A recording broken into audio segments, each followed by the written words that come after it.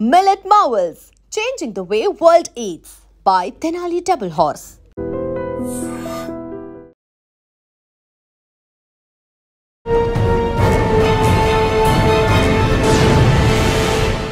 Welcome to iDream. ఒక వ్యక్తి నేరం చేస్తే ఆ బాధితుడు పోలీస్ స్టేషన్లో కంప్లైంట్ ఇస్తారు. కంప్లైంట్ ఇచ్చిన తర్వాత ఎఫ్ఐఆర్ అవుతుంది. దాని తర్వాత దర్యాప్తు జరిగిన తర్వాత ఛార్జ్ షీట్ వేస్తారు.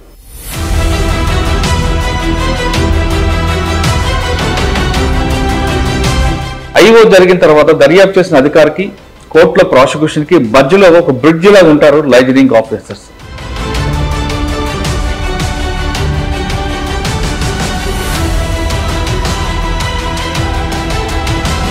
ఇప్పుడు 1 పరిచయం చేస్తా. కోర్టు లైజనింగ్ ఆఫీసర్ రోల్ ఏంటో మీ అందరికి చూపిస్తారు. మల్లికార్జున నమస్తే, రమణమ్మ నమస్తే, శ్రీనివాస్ గారు నమస్తే.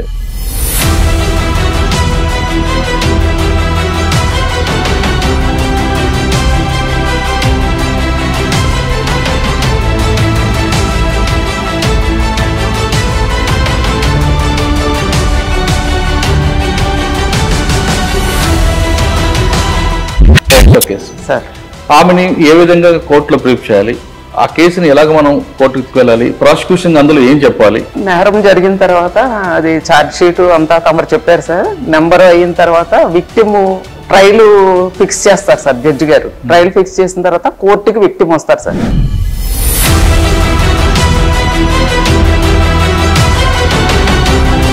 పోక్సో కోర్టులో పోక్సో కేసు జరిగినప్పుడు ఏంటంటే ఎవరైతే అక్యూజ్డ్ ఉన్నాడో అతనికి విక్టిమ్ కనిపించకూడదు సార్. ప్రక్రియలో మొత్తం మీద మీ సర్వీస్ లో చాలా కేసులు చూస్తుంటారు.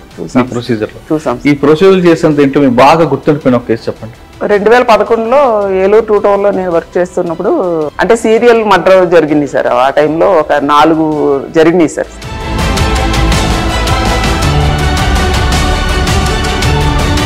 దాంట్లో 8 మెంబర్స్ కి శిక్ష లైఫ్ వేశారు సార్. ఈ ప్రొసీజర్ ప్రకారం వెళ్ళిన తర్వాత సార్ మీ సర్వీస్ లో కన్వర్సేషన్ కేసు ఒకటి చెప్పండి. ఇంత చేసిన తర్వాత కూడా అక్కడే లేపిన కేసు ఉంటాయి అంటే రీజన్ ల్యాప్స్ ఆఫ్ ఇన్వెస్టిగేషన్. ఈ 2019లో సెన్సేషనల్ రేప్ అండ్ మర్డర్ జరిగింది.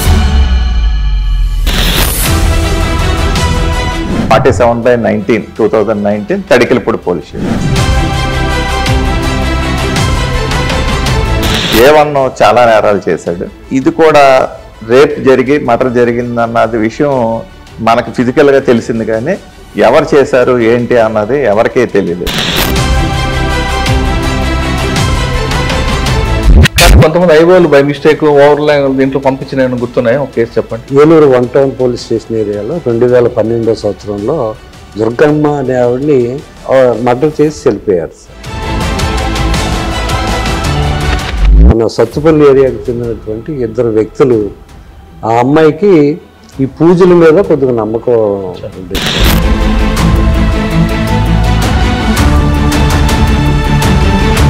అంతా ఆమెని టవలేసి లాగేసి చంపేసి ఆమెని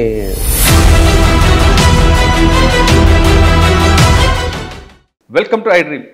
ఒక వ్యక్తి నేరం చేస్తే ఆ బాధితుడు పోలీస్ స్టేషన్లో కంప్లైంట్ ఇస్తారు. కంప్లైంట్ ఇచ్చిన తర్వాత ఎఫ్ఐఆర్ అవుతుంది. దాని తర్వాత దర్యాప్తు జరిగిన తర్వాత ఛార్జ్ షీట్ వేస్తారు. అక్కడ నుండి ఆ కేసు అనేది కోర్టుకు వెళ్తారు. కోర్టులో ఛార్జ్ షీట్ వేసిన ఐఓ గారు తర్వాత ప్రాసిక్యూషన్ కోర్టులో కరెక్ట్గా సబ్మిట్ చేస్తే జడ్జి గారు వాళ్ళ వాదనని నమ్మి తర్వాత శిక్ష వేస్తారు. ఇది ప్రొసీజర్. కానీ ఇక్కడ 3 వర్గాలే కనిపిస్తుంటాయి. అంటే బాధితుడు, ఐఓ అంటే ఇన్వెస్టిగేషన్ ఆఫీసర్, తర్వాత ప్రాసిక్యూషన్ అంటే పబ్లిక్ ప్రాసిక్యూటర్ లేదా ఏపీపీ కానీ, తర్వాత జడ్జి గారు.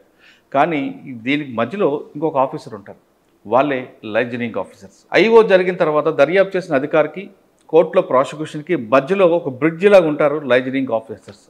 ఆ లైజనింగ్ ఆఫీసర్స్ కేసుని ముందు వరకు నడిపించడం, సాక్షులను కోర్టుకు తీసుకురావడం, వాళ్ళు బెదిరిపోకుండా భయపడకుండా వాళ్ళకి మళ్ళీ తిరిగి వాళ్ళకి ఏం జరిగిందనే విషయానికి ఎవరికి మెమరీ చేయడం, తర్వాత ఎప్పుడో ఛార్జ్ షీట్ వేసి వెళ్ళిపోయిన ఐఓ కూడా అంటే పోలీస్ ఆఫీసర్ కూడా ఆ కేసు గురించి వివరాలు ఇవ్వడం, ఎప్పటికప్పుడు మానిటరింగ్ చేసి ఇటు బాధితుడికి అదేవిధంగా పోలీస్ ఆఫీసర్కి అటు ప్రాసిక్యూషన్కి ఈ ముగ్గురి మధ్యన ఒక బ్రిడ్జిలో ఉన్న వాళ్ళే లైజనింగ్ ఆఫీసర్స్. ఇంతవరకు మనం పోలీస్ ఆఫీసర్లు చేసాం, అదేవిధంగా బాధితులు చేస్తాం, ప్రాసిక్యూషన్ చేస్తాం, జడ్జిలు చేస్తాం. కానీ ఇప్పుడు లైజనింగ్ ఆఫీసర్స్ని ఫస్ట్ టైం పరిచయం చేస్తున్నాం. వీళ్ళు చాలా చాలా చాలా ఇంపార్టెంట్. శిక్ష పడాలంటే ఖచ్చితంగా వాళ్ళ యొక్క రోల్ చాలా కనిపిస్తుంది. అటువంటి వాళ్ళని ఇప్పుడు ఏలూరులో లైజనింగ్ ఆఫీసర్ని పరిచయం చేస్తున్నా. వీళ్ళు చాలా ఇంపార్టెంట్ కనిపిస్తారు. వీళ్ళకి ఎంత నాలెడ్జ్ ఉంటుందంటే లైజనింగ్ ఆఫీసర్స్కి కేవలం ఏలూరే కాదు, వాళ్ళు పబ్లిక్ ప్రాసిక్యూటర్ కూడా తెలియని సెక్షన్ వాళ్ళు చెప్తుంటారు. ఎందుకంటే కోర్టులో వాళ్ళు నిరంతరం ఉంటారు కాబట్టి అన్ని సెక్షన్ల మీద వాళ్ళ పూర్తిగా అవసరం ఉంటుంది. ఇప్పుడు మనం ఫస్ట్ ఏలూరులో కోర్టు లైజనింగ్ ఆఫీసర్ పరిచయం చేస్తున్న ఆ టీంలో ముందుగా రమణ కుమార్ గారు ఉన్నారు, ఆవిడ నెంబర్ 1 లైజనింగ్ ఆఫీసర్. తర్వాత మల్లికార్జున ఉన్నారు, శ్రీనివాస్ ఉన్నారు.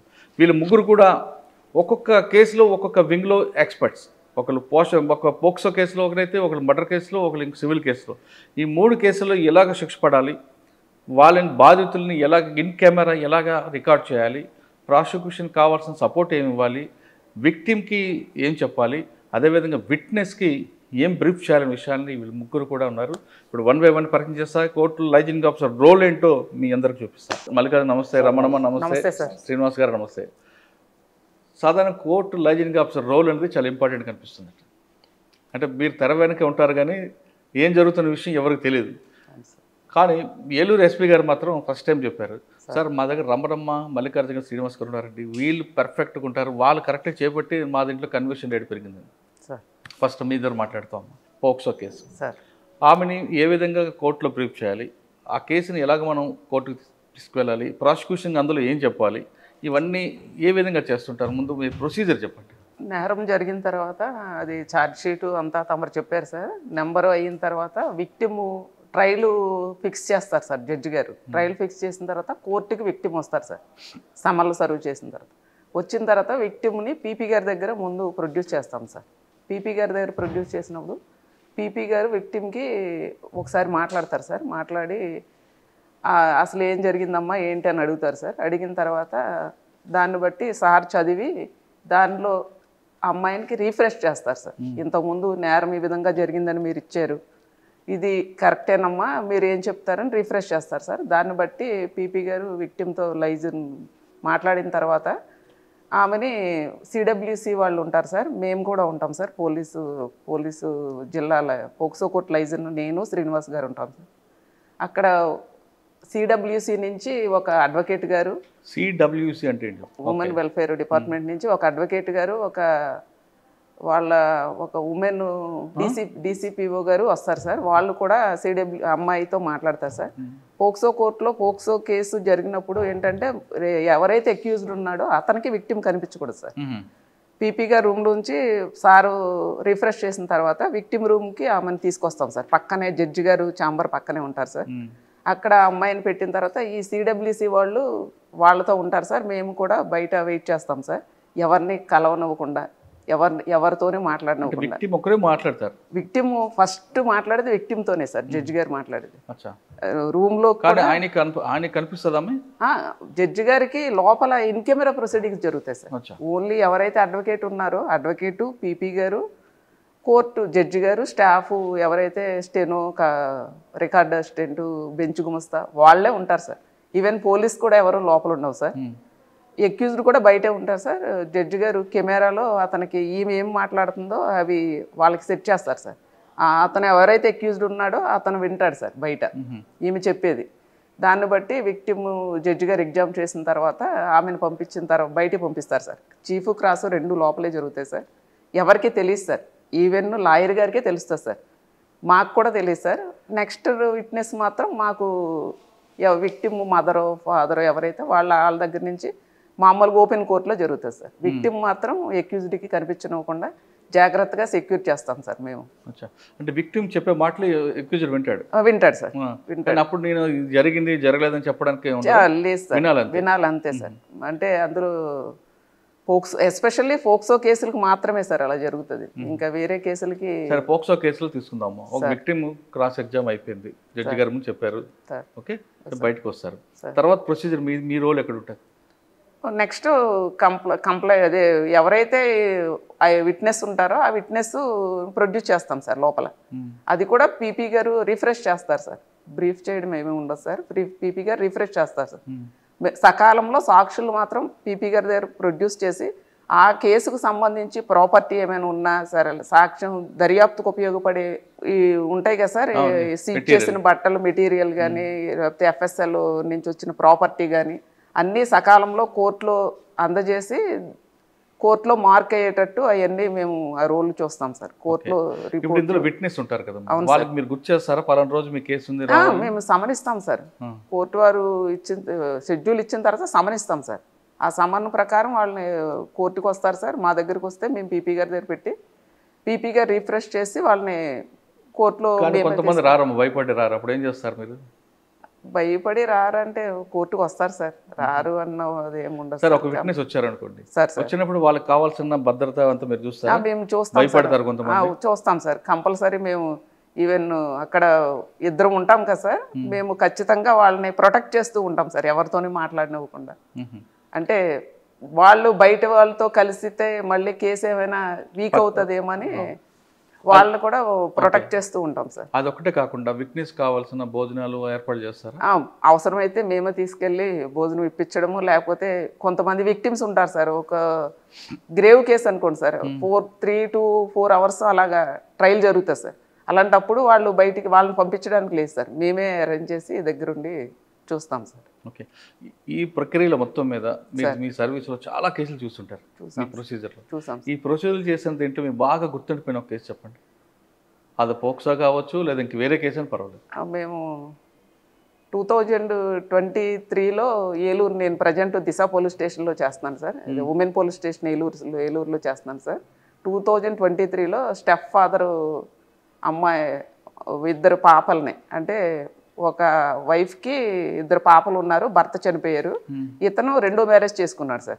అమ్మాయిని చేసుకుంటే అమ్మాయిని కొంతకాలం పాపకి 4 years 3 years 2 పాపలు సార్. ఆ ఏజ్లో మ్యారేజ్ చేసుకున్నాడు సార్. వాళ్ళకి 12, 13 వచ్చే వరకు బాగానే ఉన్నారు సార్ వీళ్ళు కాపురం. 12, 13 వచ్చిన తర్వాత అమ్మాయి కొంచెం 8th class అలా 8th classకి వచ్చినప్పటి నుంచి అతను ఆ పిల్లలతో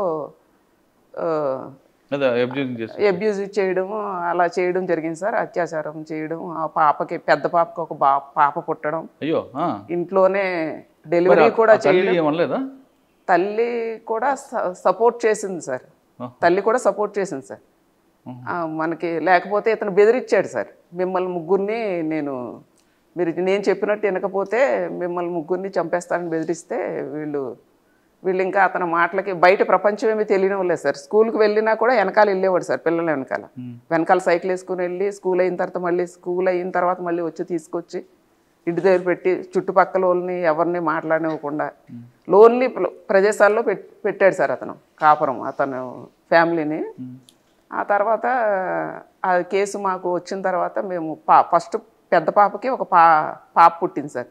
2 yearsలో మాకు వచ్చింది సార్. మళ్ళీ ఆ పెద్ద పాప అప్పటికి 4th month ప్రెగ్నెంట్ సార్. తర్వాత అదే ఫస్ట్ డెలివరీ అయింది. డెలివరీ ఇంట్లోనే చేశారు సార్, ఇంట్లోనే యూట్యూబ్ చూసి ఇంట్లోనే డెలివరీ చేశారు సార్. మళ్ళీ సెకండ్ టైం ప్రెగ్నెన్సీ టైంలో మాకు తెలిసింది సార్ కేసు. ఈలోగా చిన్న పాపను కూడా ఇలాగ అత్యాచారం చేశాడు సార్. చిన్న పాప కూడా అమ్మాయి ఏజ్ ఇప్పుడు ప్రజెంట్ 15 years సార్. 15 years. ఆ పాపకు కూడా నా బాబు పుట్టాడు సార్. రెండో ఆమెకు కూడా యూట్యూబ్ చూసి డెలివరీ చేశాడు సార్. తల్లి సహకారంతోనే సార్.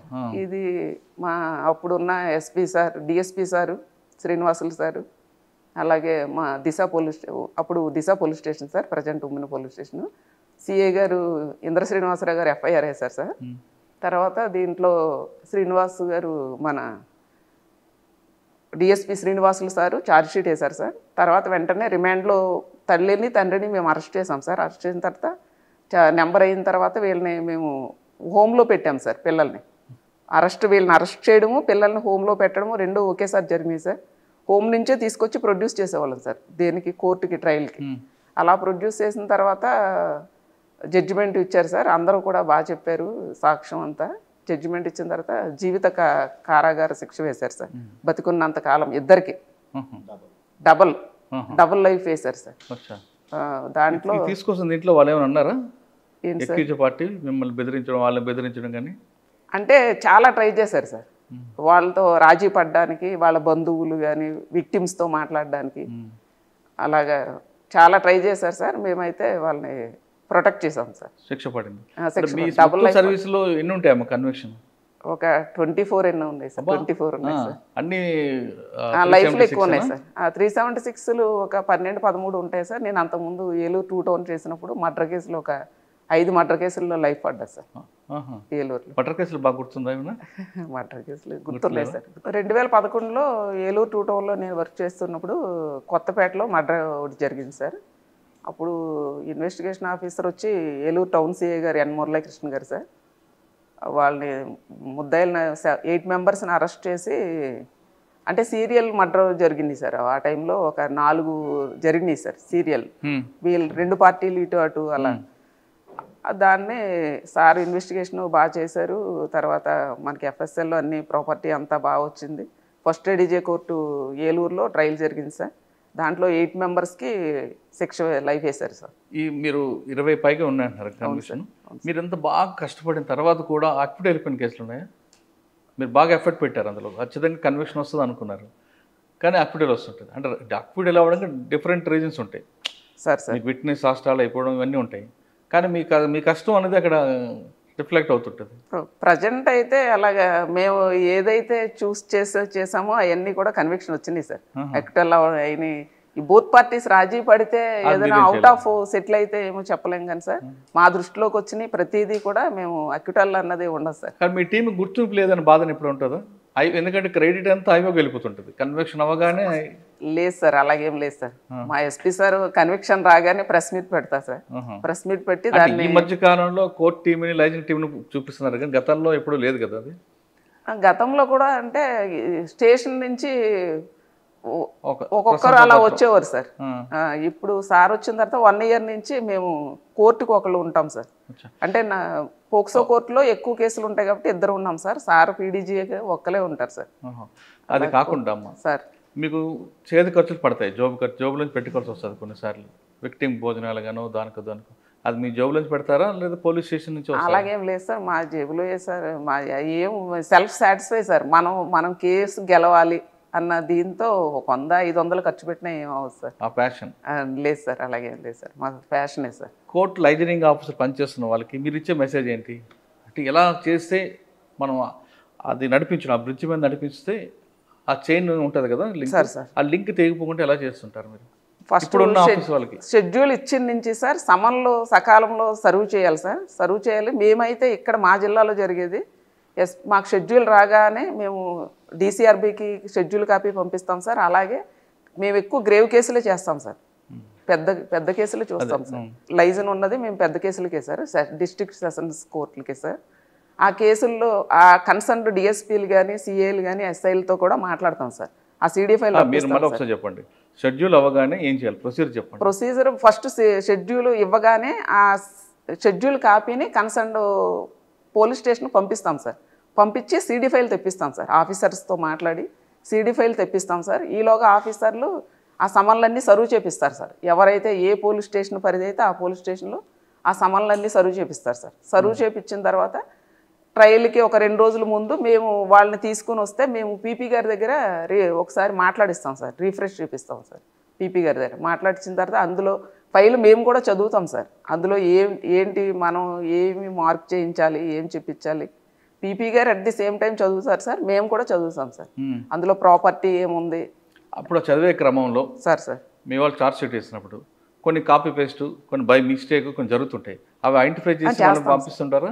సరే తప్పు ఉంది బై మిస్టేక్ అందని, లేదంటే ఐవో పంపారు మనకెందుకు లేదు సార్, చేస్తాం సార్. ఐడెంటిఫై చేస్తాం సార్. చేసి వెంటనే ఆఫీసర్ దృష్టిలో మన ప్రాబ్లం ఏది ఉందని చెప్తాం సార్. దాన్ని మాకు ఈయన ఉన్నారు సార్, లీగల్ అడ్వైజర్ సార్ ఉన్నారు. ఆ సారు సలహాలు కూడా తీసుకుంటాం సార్. ఈ విధంగా చేస్తే కన్విక్షన్ వస్తుంది. అవును సార్, అవును సార్. ఓకే, ఆమె చెప్తున్నట్లుగా ఇది ఒక ప్యాషన్గా పనిచేస్తే ఖచ్చితంగా కన్విక్షన్ వస్తుంది అంటున్నారు రమణం గారు. ఆమె సర్వీస్లో దాదాపు 20 మందికి శిక్ష పడింది, ఒకరికి డబల్ పడింది.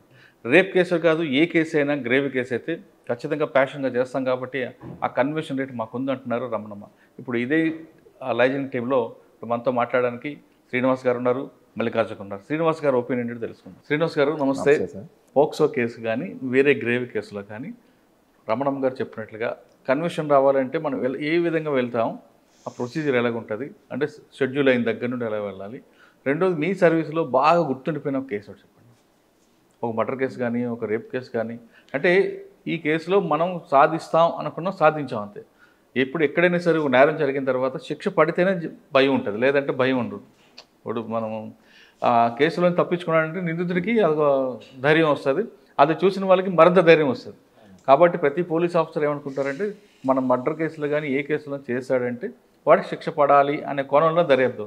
ఆ విధంగా మీకు బాగా గుర్తుండిపోయిన కేసు చెప్పండి, ఈ ప్రొసీజర్ ముందు చెప్పండి.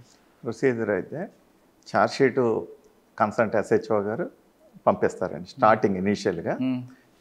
మన ఎస్పీ సార్ పెట్టిన తర్వాత, ఈ CMC పెట్టిన తర్వాత first of all CMC court monitoring cell June 1 sir join అయిన తర్వాత పెట్టారండి. ఎంతవరకు అది లేదు, అంతకుముందు లైజన్ అని చెప్పేసి అని ఉండేవారు. స్టేషన్ నుంచి ఒక్కొక్కరు వచ్చేవారు, ఈ రోజు వచ్చినవాడు రేపు వచ్చేవాడు కాదు, రేపు వచ్చేవాడు ఎల్లుండి వచ్చేవాడు కాదు, అదే పనిష్మెంట్ అనుకుంటారు కదా. ఎగ్జాక్ట్లీ దూరం నుంచి వచ్చిన వాళ్ళు నాకు ఎందుకు రా అని చెప్పించుకొని మళ్ళీ మారిపోయింది. ఈ రోజు వచ్చిన అదే రేపు సమ్మన్ లేరా అంటే చెప్పేవారు. అలా ఉండేదండి. సార్ వచ్చిన తర్వాత ఇది కరెక్ట్ కాదని చెప్పేసి అని ఎస్పీ సార్ ఈ కోర్టు మానిటరింగ్ సెల్ అని పెట్టి ప్రతి కోర్టుకి ఒక్కొక్క హెడ్ కానిస్టేబుల్ ASA అలాగా పరిస్థితిని బట్టి ఆ కోర్టుని బట్టి పెట్టారండి. అలాగా మనకి 15 కోర్టులు ఉన్నాయి. 15 కోర్టులకు కూడా 15 కానిస్టేబుల్స్ని హెడ్ కానిస్టేబుల్ ఆర్ ASLని పెట్టారండి.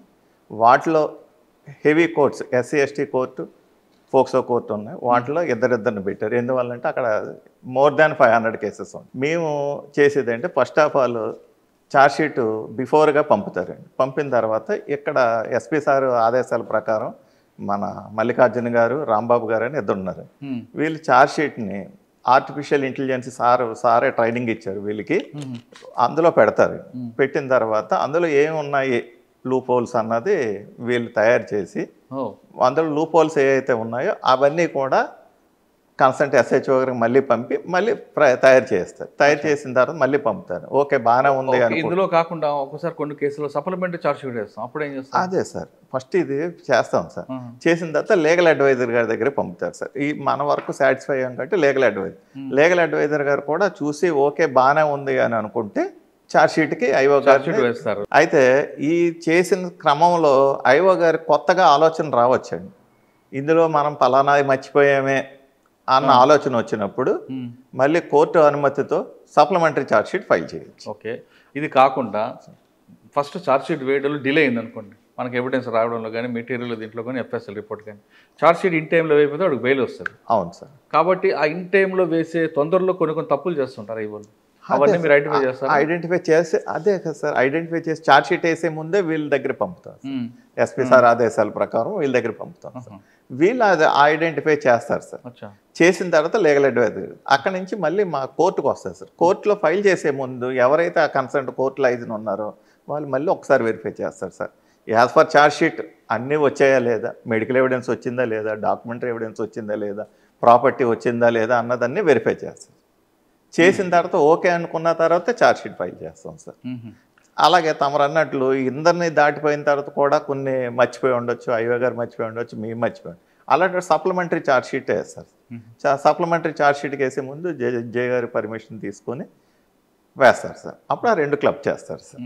ఆ సప్లిమెంటరీ ఛార్జ్షీట్లో కూడా మళ్ళీ ఎస్పీ గారి ఆదేశాల ప్రకారం మా CA గారు, ఇన్స్పెక్టర్ గారు ఉంటారు సార్, సుబ్బారావు గారు అని CMCకి ఇమీడియట్లీ ఆఫీసర్, ఆ సార్ చూస్తారు. చూసిన తర్వాత మళ్ళీ ప్రొసీజర్ చేసి పంపుతారు సార్. ఇదంతా మీరు వేస్తారు, ఛార్జ్షీట్ వేస్తారు, వాళ్ళు తీసుకొస్తారు, క్రాస్ ఎగ్జాము అవన్నీ అవుతుంటాయి. అయిన తర్వాత కన్విక్షన్ వస్తుంది. ఒక్కోసారి ఇందాక మనం మాట్లాడినట్లుగా బోత్ పార్టీ కాంప్రమైజ్ అయితే మనం ఏం చేయలేము.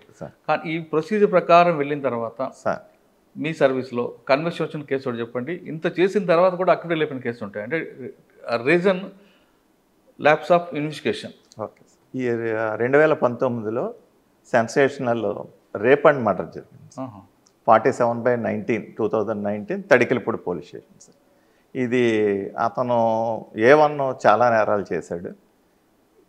ఇది కూడా రేప్ జరిగి మర్డర్ జరిగిందన్నది విషయం మనకు ఫిజికల్గా తెలిసింది, కానీ ఎవరు చేశారు ఏంటి అన్నది ఎవరికీ తెలియలేదు. దాని మీద అప్పుడు చింతలపూడి ఇన్స్పెక్టర్ గారు UJ విల్సన్ గారు ప్రజెంట్ భీమడోలు చేస్తున్నారు. ఆ సారు ఎస్పీ సార్ తోటి టైఅప్ అయ్యి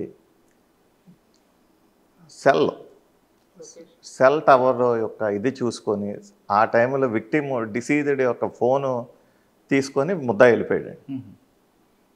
అతను సిమ్ వేసుకున్నాడు. ఆ విధంగా టెక్నికల్ ఎవిడెన్స్ తోటి దాన్ని గ్యాదర్ చేసి సాక్షులు విచారించి జైల్లో ఉండగానే ఛార్జ్షీట్ ఫైల్ చేశారు సార్.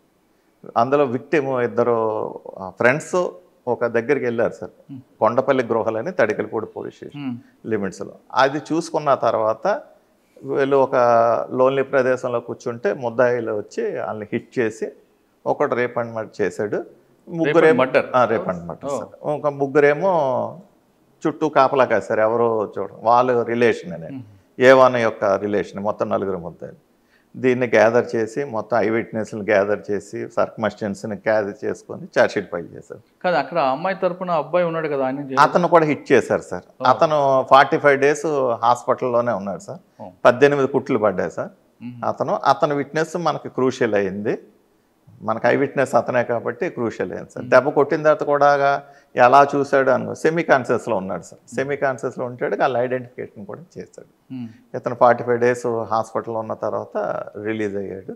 వాళ్ళందరినీ ఎగ్జామిన్ చేసి ఛార్జ్షీట్ ఫైల్ చేశారు సార్. ట్రయల్ కూడా జరిగింది. ట్రయల్లో వాళ్ళకి డబల్ లైఫ్ పడ్డారు సార్. 2 సెక్షన్ 376కి లైఫ్ పడ్డది. అదేవిధంగా 302 కూడా లైఫ్ పడ్డారు సార్.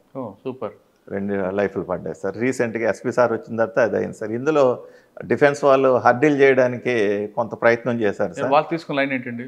వాళ్ళు తీసుకున్నది ఏంటంటే ఐఓల్ని వాళ్ళు ఇన్ టైంలో చేయలేదు సార్. చేయకుండా డిలే చేయడానికి ప్రయత్నం చేశారు అన్నమాట. డిలే చేయడానికి ప్రయత్నం చేస్తే మేడం గారు క్లోజ్ చేస్తారు, జడ్జి గారు, ఫోక్సో జడ్జి గారు క్లోజ్ చేస్తారు. చేసిన తర్వాత వీళ్ళు మళ్ళీ రీకాల్ పిటిషన్ వేస్తే అలౌ చేయలేదండి. మీకు ఎంత టైం ఇచ్చామో, ఐఓని అంతకాలం తిప్పడం అన్నది కరెక్ట్ కదా, ఐఓకి ఉన్న టైమే తక్కువ ఉంటుంది అన్న దాని మీద వాళ్ళని చేసిన పిటిషన్ డిస్మిస్ చేస్తే హైకోర్టుకి వెళ్ళిపోయారండి. వాళ్ళకి కావాల్సిన డిలే చేయడానికే రీజన్ కావాలి, హైకోర్టుకి వెళ్ళిపోయారు. హైకోర్టులో తమకు తెలియదేమని డిలే అవుతుంటుంది. అదే విషయాన్ని మా సిఎంసి ఇన్స్పెక్టర్ గారు ఎం సుబ్బారావు గారు, present women police station CA గారి ద్వారా ఎస్పీ గారికి తెలియపరిచాం సార్. ఇందులో కావాలని ఇంటెన్షన్గా చేస్తున్నారు అంటే మన ఎస్పీ సారు హైకోర్టు జీపీ గారు వీళ్ళతోటి మాట్లాడి అక్కడ స్టే వెకేట్ చేయించి, ఎర్లీగా స్టే వెకేట్ చేయించి మళ్ళీ ట్రయల్కి వచ్చేలా చేస్తారు. అప్పుడు మళ్ళీ ట్రయల్ కమెన్స్ అయింది, ట్రయల్ క్లోజ్ అయింది, ప్రాసిక్యూషన్ ఎవిడెన్స్ క్లోజ్ అయింది, ఈ ఎవిడెన్స్ అంతా కంప్లీట్ అయింది. ఆర్గ్యుమెంట్ అంతా రిటర్న్ ఆర్గ్యుమెంట్స్ తయారు చేసి పంపించారు. దాని మీద కన్విక్షన్. హ్యాపీయా? హ్యాపీ సార్, హార్ట్ఫుల్గా హ్యాపీ. నేను అందులో కష్టపడ్డాం సార్, అందరూ కష్టపడ్డాం సార్. అదేవిధంగా మీరు కష్టపడిన తర్వాత కూడా అక్విల్ అయిపోయిన కేసు చెప్పండి. మనకు అన్ఫార్చునేట్ నైబర్స్ ఎవరు సపోర్ట్ చేయట్లేదు సార్. నైబర్ సపోర్ట్ చేయట్లేదు. తాడేపల్లి జంగారెడ్డిగూడెం పోలీస్ స్టేషన్ పరిధిలో క్రైమ్ నెంబరు 9/22 సార్. అందులో నైబర్స్ ఎవరు సపోర్ట్ చేయలేదు సార్. డిఫెన్స్ వాళ్ళు ఎలాగా తీసుకొచ్చారంటే వాళ్ళకి ఫైనాన్షియల్ ట్రాన్సాక్షన్స్ ఉన్నాయి, కావాలని చిన్నపిల్లతోటి ఎలిగేషన్ పెట్టించారు అన్న యాంగిల్లో వాళ్ళు డిఫెన్స్ మెడికల్ సర్టిఫికేట్ ఉంటుంది కదండి. ఆ మెడికల్ సర్టిఫికేట్ ఏం రాలేదు సార్. అన్ని రాదు కదా, పైన ఇచ్చేసింది 6 టచ్ 354 సార్, 376 ఏబి ఓకే. అన్నిటికీ ఇది కాబట్టి ఆ అమ్మాయి చెప్పింది, వాళ్ళ మదర్ చెప్పింది, నైబర్స్ ఎవరో చెప్పలేదు సార్. ఓన్లీ వాళ్ళ రిలేషన్ తప్పితే సపోర్ట్ చేయరు. దానికి ఈ విక్టిమ్ వాళ్ళు మదర్ కూడా మాకు ఫైనాన్షియల్ ఇవి ఉన్నాయని చెప్తే మన పీపీ గారి దగ్గర ఏ టైంలో కూడా చెప్పలేదు సార్. ఫ్రమ్ ది స్టార్టింగ్ నుంచి ఎండింగ్ వరకు ఎక్కడ కూడా చెప్పలేదు సార్. అదొక మనకు మైనస్ సార్.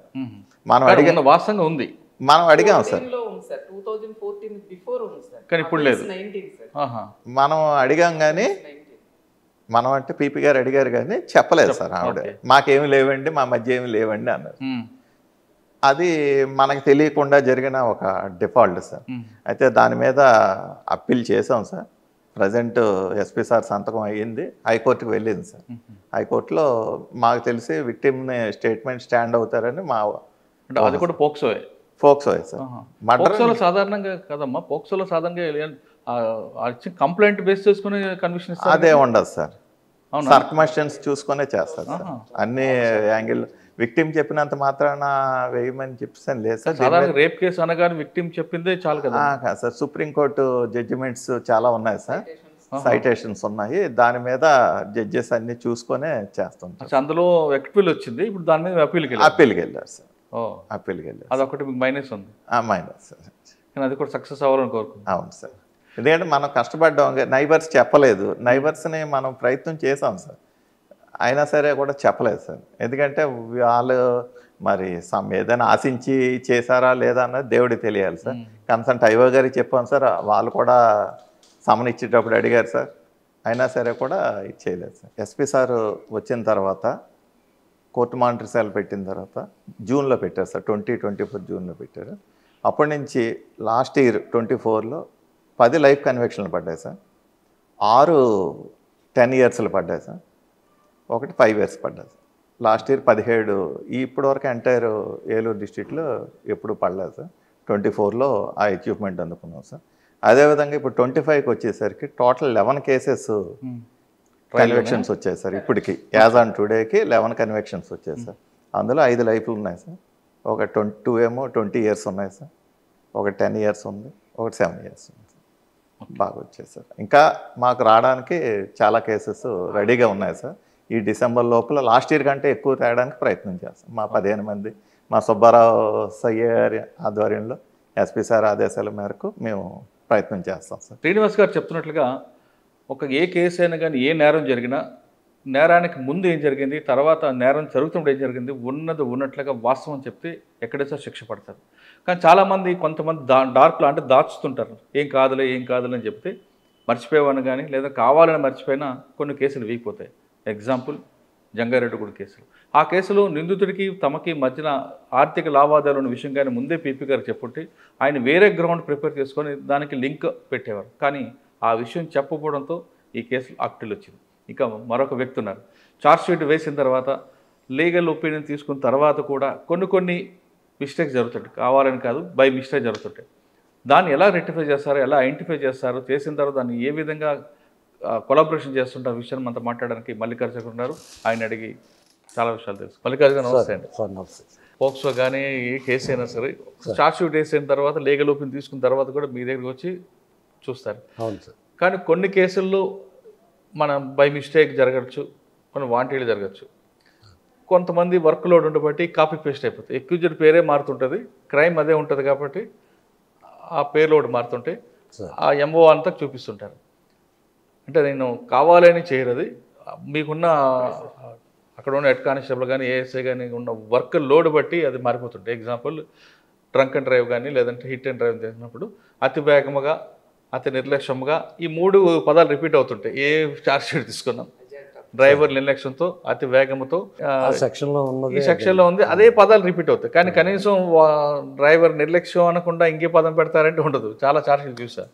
అదేవిధంగా ఒక రేప్ కేసులో కూడా నిందితుడి పేరు మారుతుంది, కానీ ఎంఓ అంతా ఒకటి చూసి ఆయన ఒంటరిగా ఉన్న స్త్రీకి గదిలోకి వెళ్ళి తలుపు వేసి ఆమె పట్ల అసభ్యంగా ప్రవర్తించాడు, ఇదే ఉంటుంది.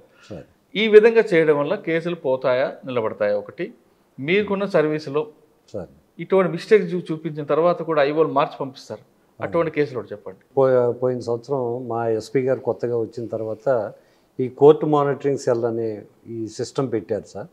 అంతకు ముందు వరకు ప్రతి స్టేషన్ నుంచి ఒక కానిస్టేబుల్ మాత్రమే వచ్చి కోర్టులో అవన్నీ కేసులు చూసుకుంటూ ఉండేవారు సార్. ప్రజెంట్ ఏంటంటే ఎస్పీ గారు వచ్చిన తర్వాత సెషన్స్ కేసులు మాత్రం ఈ 14 కోర్టులు ఉన్నాయండి. ఈ కోర్టులన్నింటికి కూడా ఒక్కొక్క హెడ్ కానిస్టేబుల్ కానీ ఒక ఏఎస్ఐ గారు కానీ పెట్టి ఒక సిస్టమేటిక్ ఇది పెట్టి ప్రతి వారం కూడా మా ఎస్పీ గారు ప్రతి వారం శనివారం రోజుని జరిగిపోయిన కేసుల్లో ఏం చేశారు, జరగబోయే వాటిల్లో ఏం చేయాలి అనేది కంపల్సరీ రివ్యూ పెడతారు. ప్రతి రివ్యూ ఎస్పీ గారు ఈ సమావేశ మందిరంలోనే ప్రతి వారం కూడా రివ్యూ చేస్తా ఆన్లైన్లో అన్ని జిల్లాలో అన్ని పోలీస్ స్టేషన్ల ఐఓలతోటి కూడా ఆ కేసులో నువ్వేం చేసావు, ఈ కేసులో మీరు ఇంకా ఏం చేయాలి, దీంట్లో ప్రతి ఒక్కరి యొక్క ఇదే ఆలోచనతో ఎదురుకెళ్తాం వల్ల ఎక్కువగా కన్విక్షన్ రేట్ పెరుగుతుంది సార్. ఇక్కడ ఈ జిల్లా కోర్టులోకి వచ్చే ఈ పోలీస్ స్టేషన్ నుంచి ముందుగా సిఎంసికి ఛార్జ్షీట్ మనకు పంపిస్తారు సార్. పంపిస్తే అది మేము ఎస్పీ సారు చెప్పిన ఛార్జ్ పీటీలోని వీటిలో పెట్టి ఆ, దాంట్లో ఏమన్నా ఇంకా మైనర్ మిస్టేక్స్ కానీ ఏమైనా ఉన్నాయా, ఇంకా మనం ఏమన్నా చేయవలసినవి ఉన్నాయా, దాన్ని ఇది చేసిన తర్వాత మేము లీగల్ అడ్వైజర్ గారి దగ్గర పెడతాం సార్.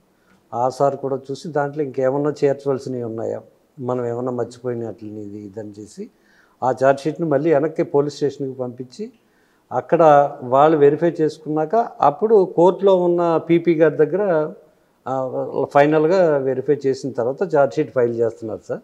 దానివల్ల ఎటువంటి మిస్టేక్స్ లేకుండా ఒక మంచిగా ఛార్జ్షీట్ ముద్దాయి మీద అతనే ఈ ఛార్జ్షీట్ కరెక్ట్గా ఏసీలాగా చూస్తున్నాం సార్.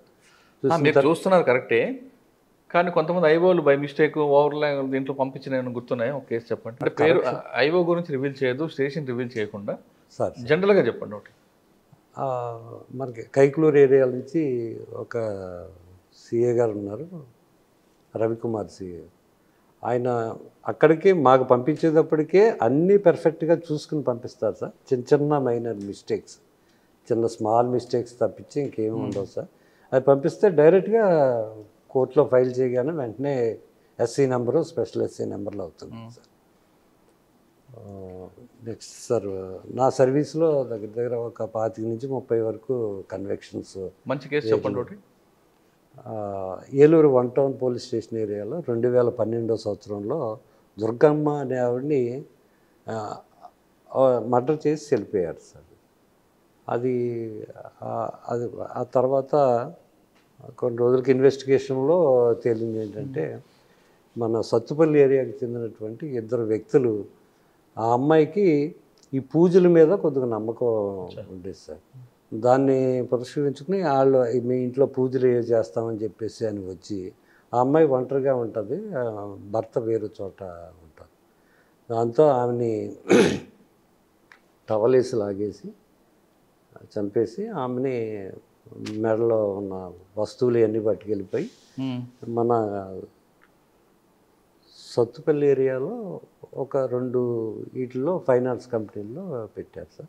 సిఏ గారు ఇన్వెస్టిగేషన్ కంప్లీట్ చేసి మొత్తం అవన్నీ రికవరీ చేసి, మురళీకృష్ణ గారు, నున్న మురళీకృష్ణ గారు సార్ కంప్లీట్ చేశారు సార్. మేము కూడా దానికి సహకరించాము.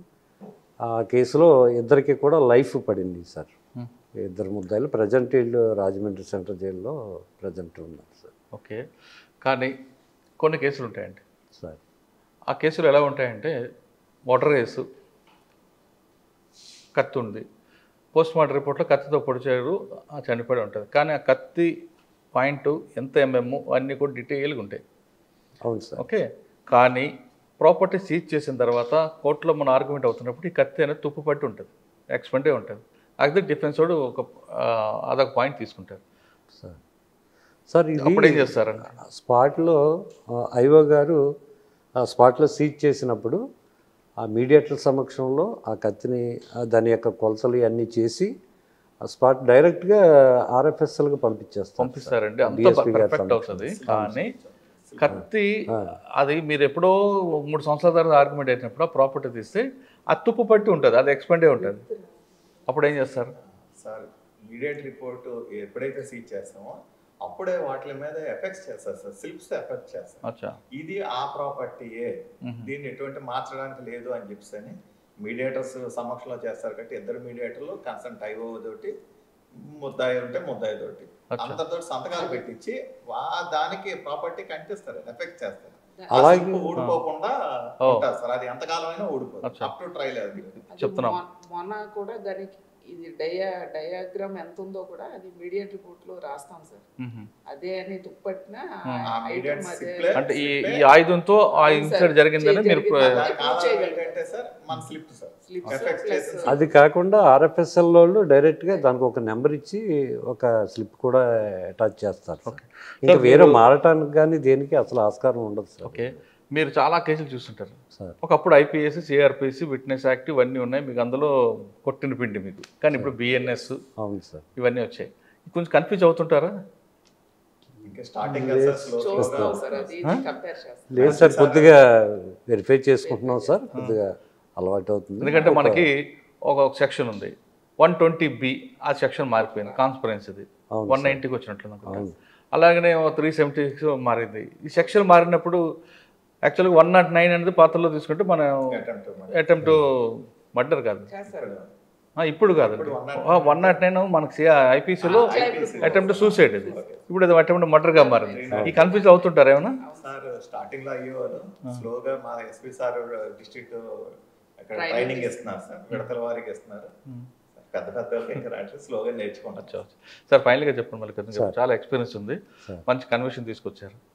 ఇప్పుడున్న జనరేషన్, నెక్స్ట్ జనరేషన్ కానీ కన్వెన్షన్ తీసుకురావడంలో వాళ్ళ కృషి ఏం చేయాలండి? ఇందాక మేడం చెప్పినట్లుగా ప్రొసీజర్ ప్రకారం రావాలా, ఆ లింక్ తెగిపోకుండా మీరు ఎస్టాబ్లిష్ చేసుకురావాలా, లేదు ఎందుకు రావచ్చాం కోర్టు మానసిక ఏదో పనిష్మెంట్ అనుకొని నిరుత్సాహం ఉండాలి? కానీ సార్ మేము ఈ కోర్టు మానిటరింగ్ పెట్టిన తర్వాత చాలా హ్యాపీగా చేస్తున్నాం సార్. మాకు ఎటువంటి టెన్షన్ ఉండదండి, మెయిన్ టెన్షన్ ఉండదు. నైట్ డ్యూటీలు మాకు డ్యూటీలు పరంగా అంటే నైట్ డ్యూటీలు ఉండవు కానీ సార్, అంటే టెన్షన్ లేకుండా మా ఉద్యోగాన్ని జాగ్రత్తగా చేయడానికి అవకాశం ఉంది సార్. ఇది నెక్స్ట్ సాక్షులందరినీ కూడా, నెక్స్ట్ ఎవరైనా కూడా సాక్షులను జాగ్రత్తగా ముందు తీసుకెళ్ళి పీపీల దగ్గర పెట్టి వాళ్ళు చెప్పినట్టుగా తీసుకొచ్చి కోర్టులో హాజరుపరిచి మంచి కన్విక్షన్ తీసుకోవాలి. నెక్స్ట్ కూడా ఎటువంటి ఇది లేకుండా మంచిగా చేయాలనేది ఉద్దేశం. మీరేం చెప్తారమ్మా? అంతే చెప్తారా? అంతే చెప్తాను సార్, కాకపోతే మనస్సాక్షిగా మా స్టేషన్ నుంచి మీరండి స్టేషన్ నుంచి పంపించేటప్పుడు ఎవరైనా సరే అంటే స్టేట్ లో సార్ ఆర్ట్ఫుల్ గా చేసే వ్యక్తిని పంపిస్తే కన్విక్షన్ రేట్ పెరగడం. ఈ రోజు వచ్చిన వాడిని రేపు మార్చి రేపు ఎల్లుండి పంపితే ఎవరికి ఇంట్రెస్ట్. ప్లస్ వాళ్ళు వెళ్ళగానే ఇప్పుడు బుట్టాయిగూడ నుంచే ఉన్నాను సార్, ఒక కానిస్టేబుల్ వచ్చేది. ఈ కోర్టు చూసుకున్న తర్వాత ఇంటికి వెళ్దాం, మళ్ళీ రేపు కోర్టుకు వద్దాం అనుకుంటే నీకు నైట్ డ్యూటీ వేసారని చెప్తారు. అతనికి ఉన్న ఇంట్రెస్ట్ కూడా పోతుంది. ఆ విధంగా కాకుండా ఎక్కడైనా సరే ఒక కేసు ట్రయల్ అవుతుంది అంటే ఆ ట్రయల్కి అంటే ఫస్ట్ నుంచి లాస్ట్ వరకు ఒకరినే పంపితే కన్విక్షన్ రేట్ పంపడం చేయడానికి ఇది ఉంటుంది. అతనికి కూడా ఇంట్రెస్ట్ ఉంటుంది, ఈ కేసు మీద మనకు కమాండ్ ఉంటుంది సార్. ఈ రోజు వచ్చినట్టు రేపు రాకపోతే ఎల్లుండి వస్తే మళ్ళీ అతనికి ఏమి తెలియదు సార్. ఇవన్నీ ఎందుకు చెప్పాల్సి వస్తుందంటే అల్టిమేట్గా ఐవో గారు వస్తారు సార్ లాస్ట్కి వచ్చేసరికి, సార్ ఇందులో ఈ రోజు ఇది జరిగింది, పలానా 1 2 3 ఎలా చెప్పారు, 4 to 6 ఎలా చెప్పారు, 5 to 6 ఎలా చెప్పారు, మీ ఇది సార్ అని చెప్తేనే మీరు ఇందులో ఈ ఉన్నాయి సార్, వాళ్ళు చెప్పిన దానికి మీరు చూసుకోండి సార్, బ్యాలెన్స్ చేసుకోండి సార్ అని అక్కడ ఉన్న కోర్టు కానిస్టేబుల్ ఎవరైతే ఉన్నారో వాళ్ళు చెప్పగలిగే పరిస్థితులు ఉంటే ఖచ్చితంగా శిక్ష పడుతుంది సార్. ఓకే, నేరం జరిగిన తర్వాత శిక్ష పడాలంటే కేవలం ఇన్వెస్టిగేషన్ ఆఫీసర్ ఒకటి కాదు, కోర్టు లైజనింగ్ ఆఫీసర్ కూడా చాలా ఇంపార్టెంట్. ఇప్పుడు ఏలూరు జిల్లాలో కోర్టు మానిటరింగ్ సెల్లను పెట్టారు. దీనికి ఎస్పీ గారు ఎప్పుడు మానిటరింగ్ చేయడం, ఒక లీగల్ అడ్వైజర్ పెట్టడం, ప్రత్యేకంగా ఇన్స్పెక్టర్ పెట్టడం అనేది దీనికి ఒక ప్రత్యేకత. అన్ని జిల్లాలో అదే విధంగా చేస్తున్నారు, కానీ కొత్తగా ఈ సిస్టమ్ పెట్టారు. వీళ్ళు చెప్తున్నట్లు అనుభవ ప్రకారం ఎవరైతే కోర్టు లైజనింగ్ ఆఫీసర్ ఉంటారో వాళ్ళు కేసు స్టార్టింగ్ నుంచి లాస్ట్ వరకు ఆయన ఉంటేనే కేసులు కన్విక్షన్ వస్తుంది. అది కూడా ప్యాషన్గా చేస్తేనే దొరుకుతుంది. అందులో ఆఫీసర్కి ఎక్స్క్లూజివ్గా పెట్టకుండా వేరే బందోబస్తు కానీ వేరే జాబ్ కానీ ఇస్తే ఇందులో ఇంట్రెస్ట్ పోయి ఆ కేసు పక్కతో పట్టడానికి అదొక ప్రధాన కారణం అవుతుందంటున్నారు ఈ ముగ్గురు ఆఫీసర్లు. ఏలూరు జిల్లాలో కన్విక్షన్ రేట్ పెరగడానికి ఈ ముగ్గురే కారణం. అంటే ఐఓ ఎంత కష్టపడుతున్నారో, ప్రాసిక్యూషన్ ఎంత వాదిస్తున్నారో, వీళ్ళిద్దరి మధ్యన కరెక్ట్గా బ్రిడ్జ్ లాగా 15 మెంబర్స్ ఉంటారు. వీళ్ళందరూ కూడా టీం అంతా కూడా చేపట్టి కన్విక్షన్ రేట్ పెరుగుతుంది. ప్రతి ఒక్కరు కూడా కానిస్టేబుల్ అనగానే చులకలం కాదు, ప్రతి కానిస్టేబుల్ కూడా పిల్లర్ ఆఫ్ పోలీస్ అనే విషయాన్ని గుర్తుపెట్టుకుంటే వీళ్ళందరూ కూడా మీకు రోల్ మోడల్ అవుతారు. అంటే ఒక కానిస్టేబుల్ కదా వీళ్ళేం చేస్తారనుకోవద్దు, వీళ్ళకున్న నాలెడ్జ్ ఒక పబ్లిక్ ప్రాసిక్యూటర్ కానీ కొంతమంది పబ్లిక్ ప్రాసిక్యూటర్ కానీ లా చదివిన వాళ్ళకి కానీ ఉండదు. ఎందుకంటే వీళ్ళు బుక్స్ చదవని వీళ్ళు అడ్వకేట్స్, వీళ్ళు ప్రతి కేసులు కూడా క్షుణ్ణంగా చూస్తారు. కాబట్టి వీళ్ళకున్న అనుభవం విపరీతం. కాబట్టి ప్రతి ఒక్కరు కూడా ఏ కానిస్టేబుల్ అయినా, ఎవరు హెడ్ కానిస్టేబుల్ అయినా, పోలీస్ అయినా ముందు మీకున్న సర్వీస్లో అనుభవం పెంచుకోండి. ఎక్కడ కేసుని పక్కదో పట్టకుండా జరుగుతుందో ఆ విషయంలో మీరు ఆ లూప్ హోల్స్ని ఐఓకి చెప్పగలిగి, ఐఓ కూడా కానిస్టేబులే కదా అని నిర్లక్ష్యం చేయకుండా ఆయన చెప్పిన అనుభవాన్ని స్వీకరిస్తే ఖచ్చితంగా ప్రతి కేసులో కూడా నిందితులకు శిక్ష పడుతుందనేది ది బెస్ట్ ఎగ్జాంపుల్. ఇది ఏలూరులో కోర్టు మానిటరింగ్ సెల్ వాళ్ళతో ఎక్స్క్లూజివ్ ఇంటర్వ్యూ. వచ్చే వారం మరో గెస్ట్తో మళ్ళీ కలుద్దాం. అందరికీ నమస్తే. థ్యాంక్ యూ అండి. Thank you very much. And for more videos, Please subscribe to iDream. Please subscribe to iDream. Please subscribe iDream. And please subscribe to iDream. For more videos, subscribe to iDream. please like, share and subscribe to the channel. Congratulations, iDream. Subscribe to iDream. Subscribe to iDream. So subscribe to iDream Media. iDream team అందరికి huge congratulations. Please subscribe iDream Media. Please subscribe to iDream. Subscribe iDream. Please subscribe to iDream. iDream అంటే నా కళల ఛానల్ను subscribe చేసుకున్న నోరు తిరుగుతలేదు మీరైతే గంట గుర్తు కొట్టండి. For more such videos, please subscribe to iDream. Subscribe to iDream. Please subscribe to iDream. Please subscribe iDream Media. Please do subscribe to iDream. Please subscribe to iDream Media. For best entertainment and information, please subscribe iDream. And don't forget to subscribe to iDream.